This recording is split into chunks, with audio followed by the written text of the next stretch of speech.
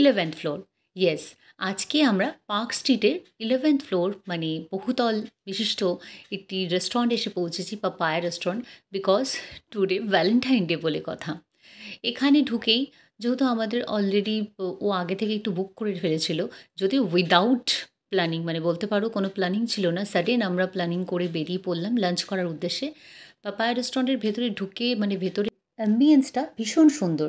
এটা দেখতে পাচ্ছ পাপায়া মডার্ন এশিয়ান বিস্ট্রো। ভেতরটা এতটা সুন্দর, মানে পুরো সাজানো গোছানো, মনে হচ্ছে কোথাও এটা কলকাতার বাইরে আমি চলে এসেছি। যাই হোক, আমরা তারপর আমরা নিজের জায়গায় বসলাম। সে মানে এতটা উঁচু, নিচে যেহেতু গ্লাস আছে মাঝখানে, সেই জন্য তোমাদের মানে উঁচু থেকে নিচের অংশটা দেখাতে পারবো না, মানে গ্লাসের ওই বাইরেটা আমরা যেতে পারছি না।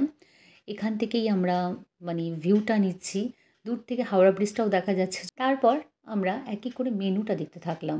এত বিশাল বড় মেনু, মানে কোনটা দেখবো কোনটা নেব বুঝতেই পারছি না। প্রাইসটাও ভীষণ হাই সবকটা মেনুতেই দেখলাম আমরা। তাও আমরা স্টার্টারে আমরা অর্ডার করলাম ক্যান্টনস ডাম্পলিং ব্রথ চিকেন। মানে নামগুলো ভীষণ আজব টাইপের, কী সব নাম, জীবনে প্রথমবার শুনছি। যাই হোক, এটা খেতে খারাপ না, স্যুপ টাইপের দেখতেই পাচ্ছ। খেতে টেস্টি আছে। আর ওই এটা টাইপ অফ মানে মোমো টাইপের করেছে বলতে পারো। তারপর আমরা নিলাম কারি লিফ অ্যান্ড পেপার ক্যালামার, বাট ভীষণ ক্রিসপি, এটাও হেভি টেস্টি। আর এই যে জলের বোতলটা দেখছো, এই জলের বোতলটাও অলরেডি 125 টাকা নিয়েছে, ভাবা যায়।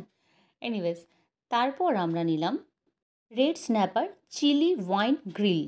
মানে এটা যেহেতু আমরা কেরালায় ঘুরতে গেছিলাম তখন রেড স্ন্যাপার খেয়েছিলাম, তো এখানে সেই মেনুতে অপশানটা ছিল বলে আমরা অর্ডার করেছি। খেতে খারাপ না, এক গাদা দাম যদিও নিয়েছে, বাট খেতে ঠিকঠাক।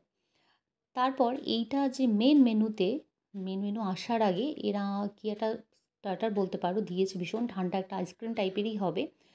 অ্যান্ড তারপর আমরা নিলাম, মানে বললাম না নামগুলো ভীষণ আজব টাইপের। এটা ছিল নুই ইউ সিন্ধু chow fan chicken main course pick up, এরকম ছিল। এর সাথে ছিল চিকেন চিলি অয়েল, এটাও বেশ সুন্দর খেতে, গ্রেভিটাও ভীষণ টেস্টি ছিল। যাই হোক, আমাদের এখানে মেন উদ্দেশ্য ছিল একসাথে টাইম স্পেন্ড করার। ভ্যালেন্টাইন ডে বলে কথা, একটা কোয়ালিটি টাইম স্পেন্ড করতে পেরেছি এখানে। আর এমনি অ্যাম্বিয়েন্সটাও ভীষণ সুন্দর ছিল দেখে, মানে এখান থেকে এত উঁচু থেকে পুরো শহর কলকাতাটাকে দেখতে পেরেছি। খাবার কোয়ালিটি ভালো ছিল, খারাপ না, তবে কোয়ান্টিটি ওয়াইজ প্রাইসটা একটু হাই ছিল, প্রায় 3,500 টাকা এই খাবারের বিল এসছে। বাট ডাজন্ট ম্যাটার, দুজনের এত বিজি শিডিউলেও যে আমরা এত সুন্দর কোয়ালিটি টাইম স্পেন্ড করতে পেরেছি, দ্যাটস দ্য মেন থিংস। আর এখানকার এম্বিয়েন্সটা আমার ভীষণ ভালো লেগেছে, তাই নেক্সট টাইম ডেফিনেটলি আসবো।